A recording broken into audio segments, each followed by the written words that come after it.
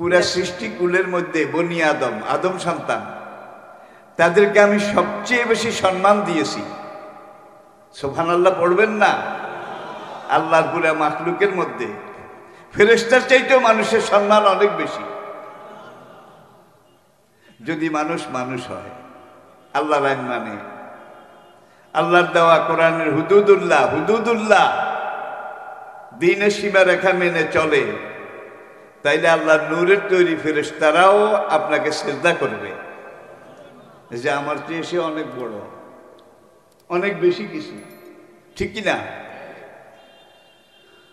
এখন আমরা কোরআনে যত জায়গায় আল্লাহ বলছেন মানুষের কথা, ইয়া আইয়ুহাল ইনসানু মা গাররাকা বিরাব্বিকাল ওয়ালাসরি ইন্নাল ইনসানা, তাহলে ইনসান শব্দটা কোরআনের পরিভাষা মানুষ, কিন্তু এটার গোড়া মূল ইয়া বানি আদামা, ইয়া বানি, হে আদম সন্তানরা, ইয়া ইবনা আদম, হে আদম সন্তান।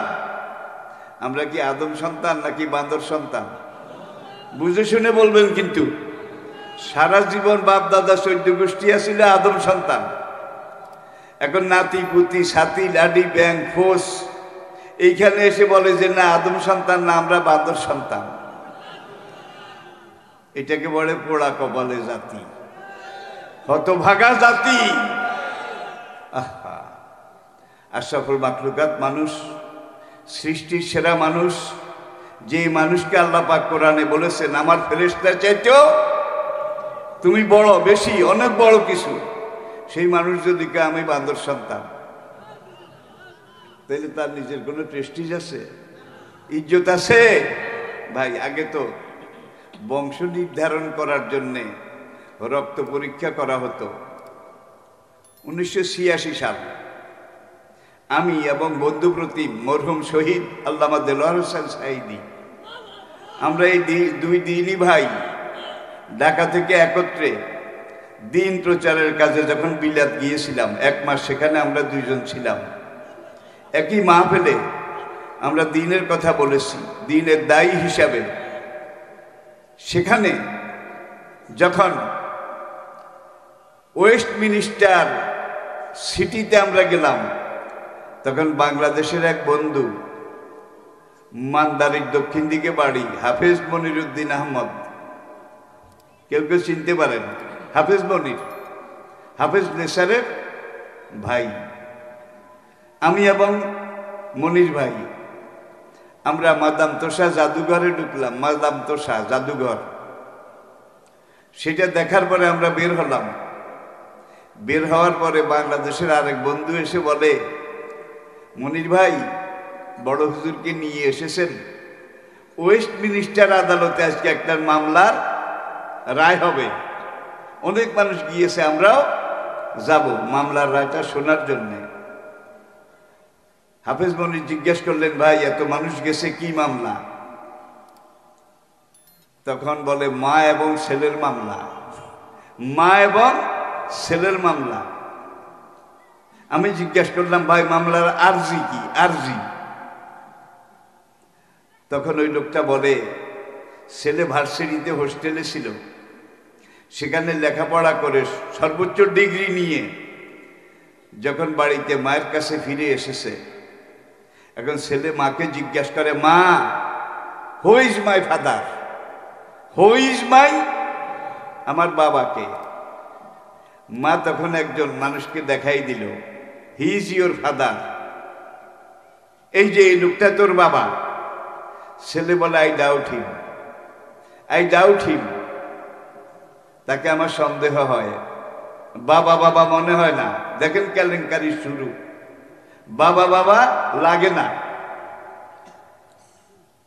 তাকে মা অনেক বুঝাইলো, সঙ্গীরা অনেক বুঝাইলো, ছেলে বলে না ওইখানে বাবা বাবা লাগে না। মা গিয়ে ছেলের বিরুদ্ধে ওয়েস্টমিনিস্টার আদালতে মামলা রুজু করে দিল, মা যে আমার ছেলে আমার স্বামীকে আব্বা বলে স্বীকার, আমি আদালতে সাহায্য চাই।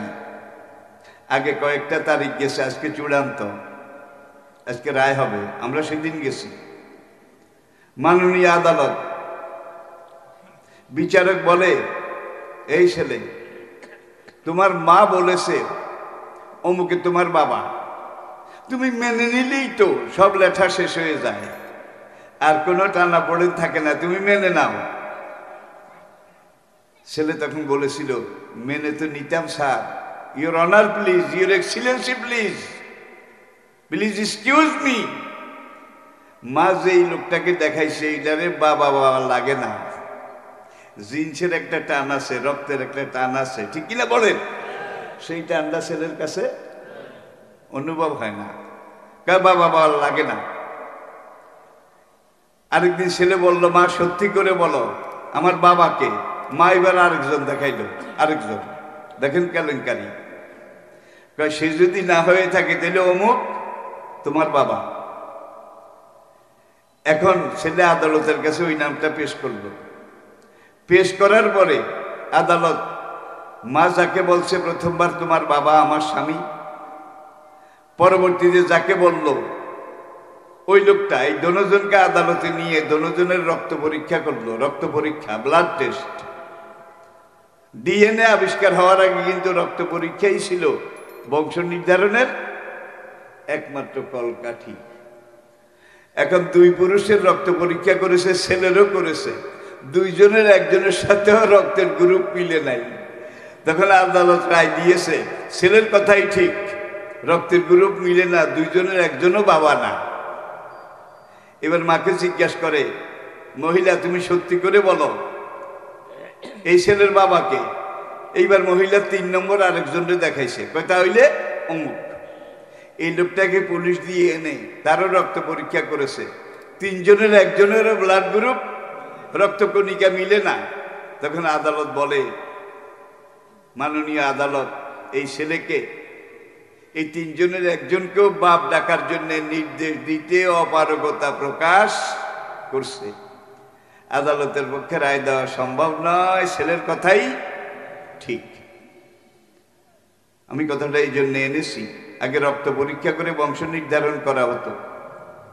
কানাডাতে, তাও একবার 90 দশকে, মা এবং মেয়ে এই দুইজনের মধ্যে ঝগড়া, বাবাকে বাবাকে, ফ্রি সেক্স, ফ্রি মিক্সিং, অবাধ যৌন মিলন।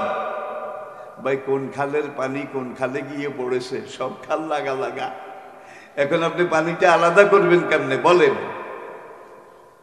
মা বলল মেয়েকে, অমুকে তোর বাবা, কানাডার কথা বলছি।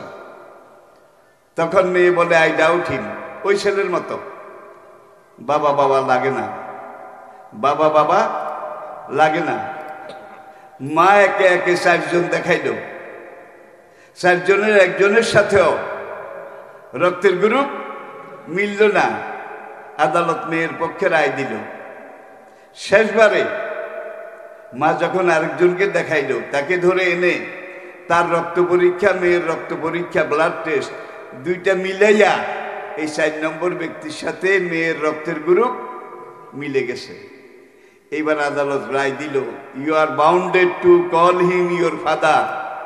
তোমার মা 4 নম্বরে যে লোকটাকে ইন্ডিকেট করেছে, দেখিয়েছে, তার সাথে তোমার রক্তের গ্রুপ মিলে গেছে, অবশ্যই তুমি তাকে বাপ বলতে বাধ্য থাকিবে। মেয়ে হাউমাউ করে কান্দে, honourable sir, your honour please, your excellency please, আমি মাননীয় আদালতের সাহায্য চাই। 4 বার রক্ত পরীক্ষা করে যদি বাবা বাইর করতে হয়, এমন বাবা আমার দরকার নাই, বাবা ছাড়াই আমি ভালো আছি। ভাই আজকে বাংলাদেশে সেই ফ্রি সেক্স, ফ্রি যৌন মিলন, সমকামিতা, এগুলা শিক্ষা দেওয়া হচ্ছে। শহীদ গাজীর এই বাংলাদেশ, শেরে বাংলা সরোয়ার্দির এই বাংলাদেশ, আমাদের জাতীয় পর্যায়ের নেতৃবৃন্দ বঙ্গবন্ধু শেখ মুজিব, তার এই বাংলাদেশ। বঙ্গবন্ধু এক পর্যায়ে বলেছিলেন, সোনার বাংলা গড়তে হলে সোনার মানুষ। বক্তৃতা এটা আপনারা শুনছেন, বঙ্গবন্ধু বলেছিলেন সোনার বাংলা গড়তে হলে সোনার মানুষ। ভাই গত পরশু জাহাঙ্গীরনগর বিশ্ববিদ্যালয়ে সেই সরকারি দলের সোনার ছেলেরা স্বামী স্ত্রী সেখান দিয়ে আত্মীয়ের বাসা, সেখান থেকে বের হয়ে আসার সময় স্বামীকে একটা রুমে তালা মেরে আটকায়, ওরা লাইন বেঁধে কুত্তার মতো ওই মহিলাটাকে ধর্ষণ করেছে। আপনারা কেউ কি এটা নেটে দেখেছেন? আজকে আগুনের মতো জাহাঙ্গীরনগর বিশ্ববিদ্যালয় উত্তাপ, ব্র্যাক বিশ্ববিদ্যালয়ের দিকে তাকান, হোমোসেক্স, সমকামিতা, পুরুষে পুরুষে যৌন মিলন, নারীতে নারীতে যৌন মিলন, এটাকে যখন তারা প্রমোট করলো, করার পরে এটা বিস্ফোরিত হলো। ছেলেরা মেয়ের আকার ধারণ করবে, মেয়েরা ছেলের পোশাক পরে ছেলের রূপ ধারণ করবে, এই ধরনের এটাকে যখন বিশ্ববিদ্যালয়ের পক্ষ থেকে বলা হলো this is well and good, well and good, ছেলেরা মেয়ে হবে, মেয়েরা ছেলে হবে, এটা তো ভালো। নবী বলেছেন লান আল্লাহ, আল্লাহ লানত পড়ুক যেই পুরুষেরা নারীর বেশ ধারণ করে, আল্লাহর গজব পড়ুক যে নারীরা পুরুষের বেশ ধারণ করে, আল্লাহর গজব পড়ুক। নবী নিজে গজব দিয়েছেন। এটা থেকে ভাই বাঁচার কোনো উপায় আছে? তাহলে আল্লাহর অভিশাপ, রাসূলের অভিশাপ, এই দিকে আমরা যাচ্ছি। একজন প্রফেসর তিনি এটার প্রতিবাদ করলেন, দিনের বেলার প্রতিবাদ করলেন। রাতে তার কাছে ফোন আসলো, আগামীকাল থেকে আপনি ইউনিভার্সিটিতে আসিয়েন না, আপনার চাকরি শেষ। ভাই এটা নিয়ে ব্র্যাক বিশ্ববিদ্যালয় আগুন হয়ে গেছে। ভাই এই দেশের মানুষ, অনেক মানুষ আছে, অনেক যুবক তরুণ নামাজ পড়ে না, ঠিক মতো রোজা রাখে না, আছে আছে, কিন্তু যদি সে শোনে ইসলামের উপরে এই লোক এই কথা করেছে, ওই যুবক জীবন দেওয়ার জন্য সবাই তাকে লাফিয়ে পড়ে যে নামাজ পড়ি না, রোজা রাখি না, কিন্তু ইসলামের বিরোধিতা সহ্য করব না। আপনারা কি রাজি আছেন? রাজি আছেন? রাতের বেলা ব্র্যাক ইউনিভার্সিটির ভিসি তিনি ওই প্রফেসরকে ফোন করে বললেন, না আপনার চাকরি যায় নাই, আগামীকাল থেকে আপনি ক্লাসে আসেন। দেখেন ঠেলার নাম বাবাজি। তবে ওই প্রফেসর জয়েন করবেন কিনা আদৌ সেটা এখন পর্যন্ত, ভাই আমি আবির্ভূত হয়েছি। অনেক ছাত্র যাদের মাথায় এরকম চুল, কি চুল, অনেক ছাত্র যাদের এখানে চুলের খোপা, পুরুষ চুলের খোপা, তারা দাঁড়াইয়া স্যারদেরকে বলে মা বাবার টাকা খরচ করে সমকামিতা শেখার জন্য আমরা ব্র্যাক ইউনিভার্সিটিতে আসিনি। আমি তাদেরকে মোবারকবাদ জানাই, তারা আমাদের সম্পদ, তারা ইসলামের সম্পদ। চলাফেরা হয়তো আজকে একটু বেমানান, বেসামাল, কিন্তু ইসলামের উপরে যখন আঘাত এসেছে সব এক হয়ে গেছে। বাবরি মসজিদ ভেঙেছে, সেখানে মন্দির তৈরি হয়েছে, এখন পরবর্তী আরেকটা মসজিদ, সেখানে মূর্তি ঢুকাইয়া দিয়া সেখানে পূজা এটা করা শুরু হয়ে গেছে। এবং বলা হচ্ছে ভারতে হাজার হাজার মসজিদের ভিতরে রাম মন্দির আছে, হাজার হাজার মসজিদের ভিতরে বাবরি মসজিদের মতো রাম মন্দির আছে। এটা অর্থ বুঝছেন তো? এই মসজিদগুলো ভাঙবে, ভেঙে এগুলাকে মন্দির বানাবে, এই কাজ সেখানে চলছে। আন্নাল মাসাজিদ লিল্লাহি, মসজিদগুলা কার ঘর? কার ঘর? বরিশাল খুলনার লোকেরা একটা কথা বলে, শয়তানে হোগা মারে, ভাত থুইয়া তামুক ভরে।